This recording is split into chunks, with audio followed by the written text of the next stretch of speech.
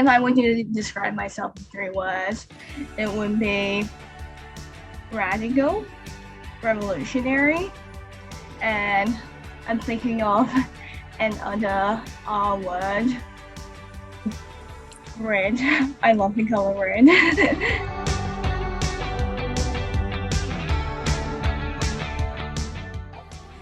Welcome to Share Your Story. Today we have Lily Chen to share her amazing story.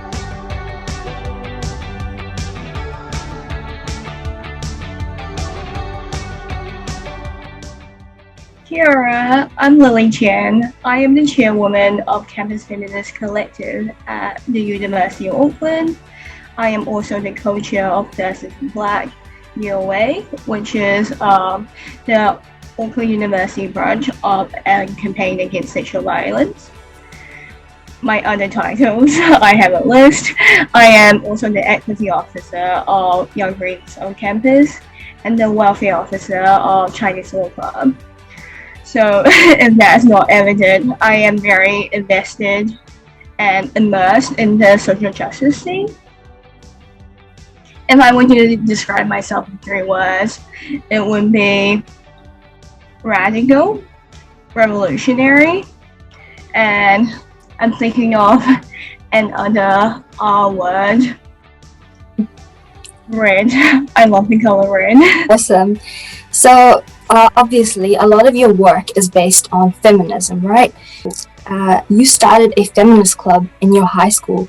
What was your inspiration behind that, and what was the importance of that? Well, contrary to popular belief, I'm not the founder of Feminist Club. I know that I'm very infamously associated with it, but actually the history of the club stems back to 2015 when I was only a year 9. It was my first year of high school, and by then I was already extensively engaged in the feminist discourse. It's that gut feeling that you get when you're a woman, that the world is unequal and there are inherent biases against you.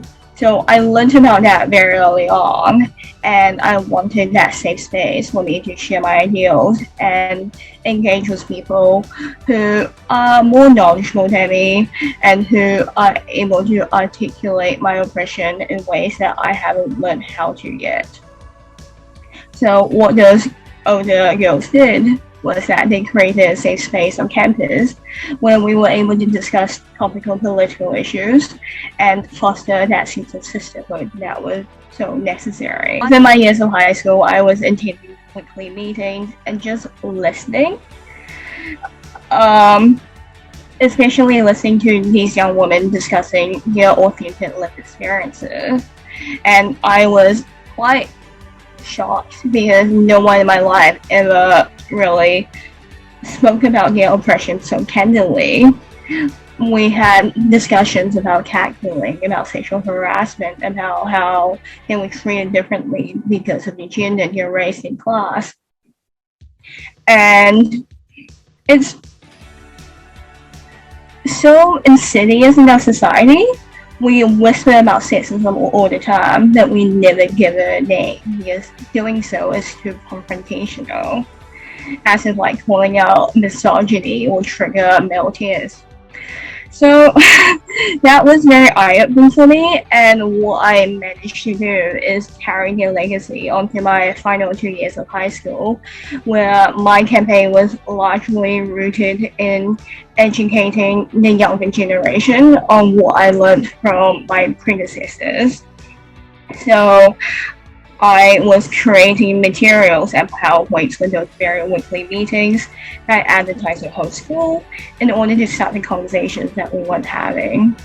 Yeah, and do you think it really brought a change to our school environment? Using my platform as a leader of Feminist Club, I was in discourse with the head of health to diversify our health curriculum. So we're talking about feminism, that we're incorporating female issues and social justice when we discuss how we're forming those interpersonal relationships in our youth, and especially when we carry those into adulthood. hence, this is reflected in why we have that discourse on healthy relationships and health, and especially LGBTQIA plus inclusive sex education.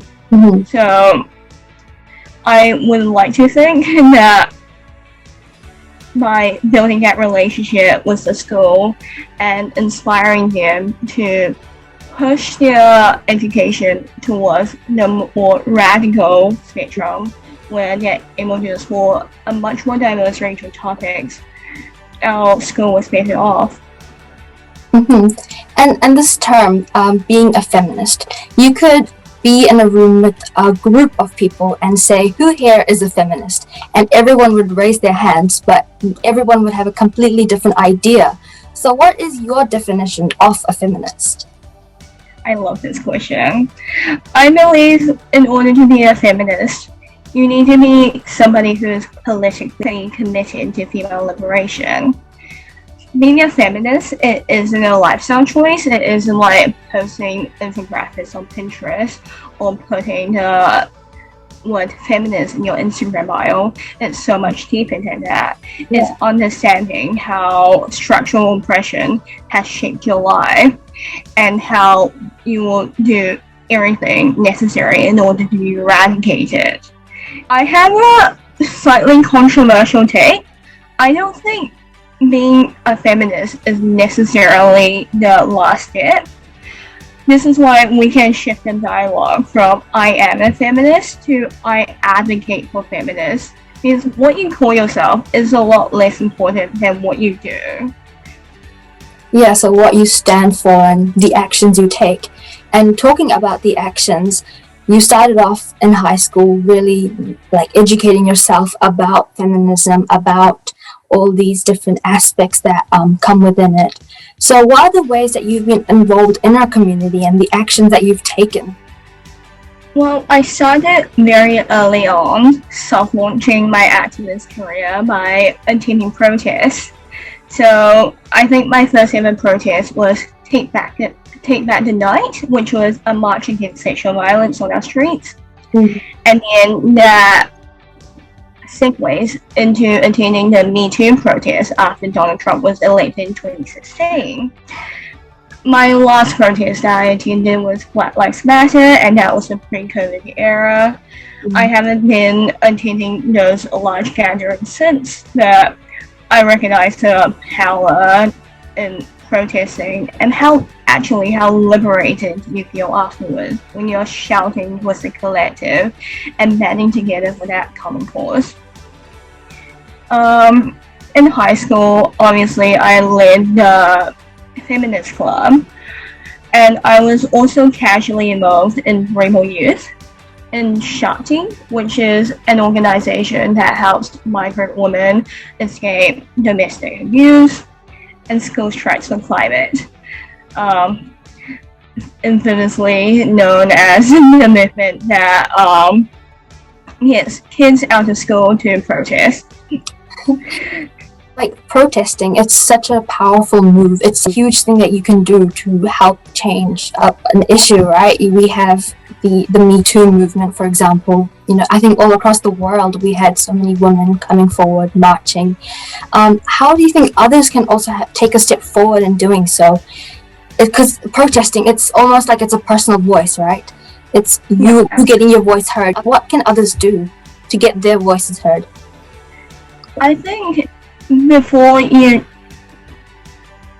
voice your opinions, there is that necessary step in knowing why you hold those opinions, and that involves critically thinking about why you have your viewpoints and values. And in my experience, that really reaffirms your ideologies. So I was thinking about, why am I a feminist? And I was like, I am a working class immigrant woman of color who has experienced senseless oppression all my life. Mm-hmm. And I have been silenced by the patriarchy, by white supremacy, by capitalism. I'm so angry about it. So what do I want to do in terms of that? I want to make my voice heard, and that's how I started advocating for feminism. It was an avenue for me to express my thoughts and articulate those opinions that no one really cared to listen to. So it's all about finding that reasoning behind why you need to get your voice heard, right? Exactly. And what gives you the motivation every day to, get up, go take these protests, go and lead a group, all the work that you do? What gives you motivation to just get up every day? Community. Not to sound cliche, but like interacting with a group of like-minded individuals who shares the same ideological goals, you learn to realize that there's hope for the world. I have spent so many nights just sitting alone in the dark, feeling like, oh my god, there's so much to be done, and I am only one person. And other perspective is, so many people feel the same way, and if we band together, we're a very powerful collective. There's power in numbers, and once we garner that people power, we can really implement the change we want to see in the world. Yeah, and like this community you talk about, like-minded people, you must have come across them in university, I'm guessing? I have, and I have never felt more in place anywhere else than university. I studied a law arts degree majoring in psychology and sociology. So within my art side, those people are very left-wing. And we talk about our lived experiences all the time in our essays, and we're very sympathetic to hear about diverse worldviews that we don't necessarily understand, but can now start to understand. I also am very extensively involved in the extracurricular club scene, and as like someone who is in the political sphere, I have a large community I can rely on, those who are ideologically aligned with me. I can banter about anything that I am passionate about, and they just get me. That's great. So like in comparison to high school, would you say uni life is much like a better community to really get your voice heard, to much more freedom, I suppose? And what is the comparison between shifting from high school to uni? Like, did you see personal development and growth and getting these actions done? I definitely believe that the personal development I had from high school to university is tremendous and the biggest change that I ever experienced in my life. Because in university, you get so much more freedom and flexibility in determining what you want to do, what you want to study, and who you want to spend your time around. So I made many new friends who form a very stable support system for me, and who usually coexist with me in the extracurricular club scene. So I usually organize with them politically. I'm able to work towards my activist goals with people I love and trust.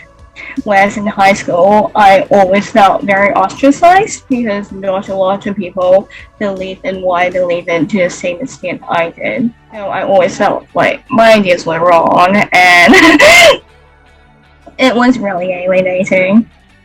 Yeah, so it's just huge jump, right, from high school to uni. Huge jump. Like in general, what is uni life like? University is kind of like high school without the training wheels. It's an extension on all the subjects that you were passionate about in high school, but now you get the selection power in choosing what you actually want to focus your energy on. So I chose sociology because I love learning about social justice issues, and I chose law because I want to understand the bureaucratic framework that legislates or the social change in our society. So I was equipped. I read so much. I was in charge of my own studying and learning, which sounds difficult, but I was very into it because I was passionate about what I was studying. Yeah, and like this independency you get, that means that you must have a bit more free time? What do you enjoy doing in your free time? Reading in the corner cafes and watering my plants. I'm a very low-key person. And what about the area around university? Do you have any free recommendations? Any area that you like the best? My favorite place to frequent at university is the women's space, because we recently, as my club, we spent a lot of money renovating it. It has chairs, it has bean bags, it has blankets that's so fluffy you want to lie in it forever. So it's where I usually take my naps during my afternoon classes. It's such a safe space, and there are lots of other rooms like that on campus where you're able to escape the chaos and just do your work and be yourself. Yeah, that's perfect. That's amazing. I want to go there. Yeah, please. And like along this entire journey of yours, are there any obstacles that you faced and any lessons you've learned from them, or just in general, any lessons that you've learned? I face a lot of obstacles as a working class immigrant woman of color who has very strong opinions and feminist ideals. Not everyone likes me. My how I present myself and how I articulate my opinions is not necessarily palatable. And trying to succeed in a society that is scared against you and engineered to ensure that you can confront the hierarchy without compromising who you are is very disheartening. I come to realize that I don't have to change any aspect of myself in order to conform to this white supremacist, capitalist, patriarchal ideal, because that's not me. I am who I am. I am an intersectional feminist, and that's okay. Yeah, everything else is just background noise. That's really inspiring. So like, you don't have to change yourself because others want you to, right? You stand for yourself, you ground for yourself. And like, in terms of like inspiration, what piece of advice would you give to other students, other high school students, university students? Any advice? I must reiterate that university is a place of tremendous change. It's the new chapter of your self-discovery, and there will be so many times when your ego will be shattered and you have no idea what to do next or even who you are. So when you feel like that rug has been pulled out underneath you, it's important to reconnect with aspects of yourself and people you love that brings you hope and inspiration. So like, it's this importance of connection, right? It's the importance of connection. Yeah, and how do you think, how can people connect? What is the best way to connect with like-minded people? My advice would be, in a society where we don't have COVID, but I found that since starting university, my love language is taking my friends out on one-on-one coffee dates and really getting to know them, asking them about their lives and what their passions are, what their ambitions are, and what they want to do in order for me to help them achieve those goals. Because in university, you're so much more selective with the people you hang out with and choose to invest your energy into. So I've gathered a group of friends that I can absolutely rely on, and I make sure they can rely on me too. It's a two-way street, and I always ensure I have that reciprocity. And when you have that reciprocity, you have really fruitful relationships that will flourish into something permanent and really meaningful. Yeah, that's great. Having that it becomes a huge part of your life, right? The friends that you have. That's great. And like, it helps you grow as a person, right? Exactly. Now you're in uni now, but what are your like future ambitions? What is your vision? What do you see yourself doing in maybe 10 years time? I don't ever see myself like leaving the activist scene. As much as like it burns me out and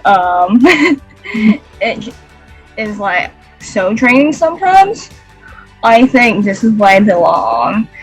So hopefully in 10 years time, in 5 years time even, I am pushing for more radical change within our institution using the arsenal of knowledge that I continue retaining through reading, through university work, through interacting with other communities. What challenge do you think society faces today, in today's time? To quote Bell Hooks, the imperialist white supremacist patriarchy.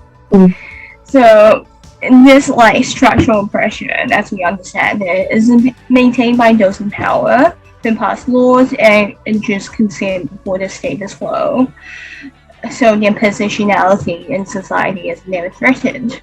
But once we start to question it using the knowledge that we retain, and we ask whether this constant state of inequality is actually serving the masses, once the majority is educated, we start to realize that the revolution is not far off.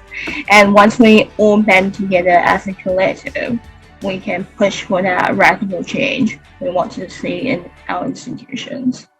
Yeah, and like this is, in your opinion, do you think New Zealand, in comparison to other countries, is a little bit ahead in these movements and these changes?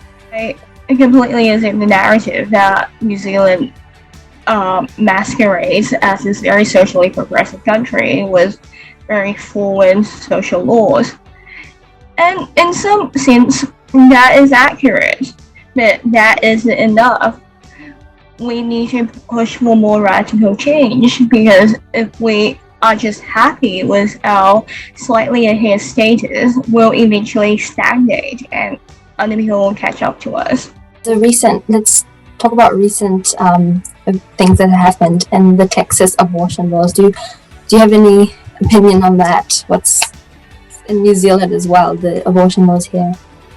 Oh my god, Texas abortion laws, we need to legislatively entrench Roe v. Wade, because like the fact that their only abortion legislation is something that can be overhauled by a majority vote in the Supreme Court is not okay. We need like more constitutional protection for vulnerable women who are seeking to exercise their bodily autonomy. That's a no-brainer. Yeah. And in terms of what's here, with our recent abortion law reform, it is slightly better. Like, we remove abortion from the Crimes Act. Sure, it's something we should have done so long ago. We should not be criminalizing women who are in dire states in life and are making a decision that is your right to make. But, you know, that's none of my business. But we can do more in terms of our abortion law reform, because currently, we repealed the law which David Seymour passed, which is like, you can harass women outside abortion clinics because free speech. That was bullshit. Yeah. But once we examine our laws a bit more closely, we realize there are so many similar loopholes where we supposedly grant women the right to abortion, but within certain conditions. I believe abortion should be available in any condition, because honestly, it's not the state's position to regulate what a woman is to do with their own body. Exactly. Would you like to elaborate more on the different positions you said at the beginning that you're involved in? Elaborate on those positions and what you do. Okay, so in the beginning, I mentioned that I was the chairwoman of Campus Feminist Collective, and I'm very happy in this role. I was elected last year, and for the entire year 2021, I've done a range of activities to contribute towards the feminist cause. I think it's obviously evident that I'm very passionate about abortion law reform, and this is exemplified in all the select committee submissions that I've done as a chairwoman. So we wrote a submission on abortion clinic safe zones, which is a safe zone to protect abortion seekers from anti-choice protesters. Okay. We have a submission of image-based sexual abuse, which is for leaked news and how we deal with revenge porn, and banning conversion therapy. So what we do is we write all these submissions as a group, and we are usually contacted by the Parliament to zoom in and give our verbal view on why all of this is necessary. Also hosted social events to foster a sense of community on campus, and a lot of those social events is founded in education. So we tend to provide a lot of resources for anyone hoping to learn more about feminism and how to contribute towards the feminist cause. Yeah, so like linking back to starting young, starting in high school, it's really important. The teenage years, those are the most they're known to be the impressionable ones. You think it's really important to really start setting that mindset, start educating teenagers and maybe even younger. Exactly. How's the progress in the banning of the conversion therapy? I am actually besties with Chanel Lau, who is fronting it, and they're doing such an amazing job. There is a lot of decolonial discourse that's happening in that sphere right now, and it's about how the very practice of stigmatizing homosexuality would not exist without the colonizers, because indigenous communities were very accepting of that very diverse spectrum of sexualities, of genders, and once the English came, there was an implementation of that strict gender binary. Yeah. And it wasn't great, evidently. So we were thinking about like taking an indigenous lens and banning conversion therapy. It's really interesting, and I definitely need to read up more on it. And I've heard that it may be banned this year, like because of all the. Yeah, absolutely. Please, Labour. You do some really amazing stuff, and I really think you're making a huge change to our society. Even just one small step, and your steps. You started off taking small steps, and now you're taking huge steps. You're taking things to the Parliament. I think that's really amazing. Do you have any final words that you'd like to say? Not to sound cliche, but be the change you want to see in the world. I was just so frustrated after like years of experiencing senseless structural oppression that I decided one day that enough was enough. I have to do something about it. I don't care what. And now I'm sitting here talking to you about my feminist history.